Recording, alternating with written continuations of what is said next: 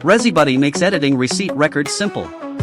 In the Search Receipts interface, hover over the record you want to edit, then click the Edit button. In the editing pop-up, make your changes.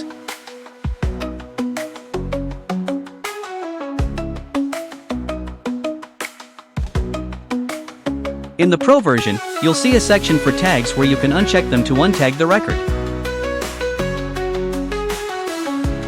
Double-check your updates, then click the Update Receipt button.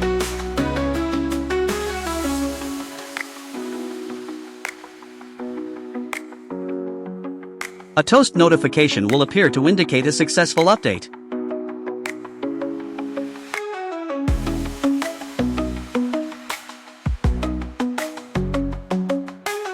Deleting records is also simple with ResiBuddy. Just hover over the record you want to delete, then click the Delete button.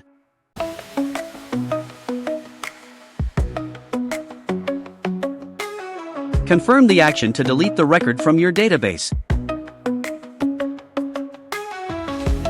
A toast notification will appear to indicate a successful deletion.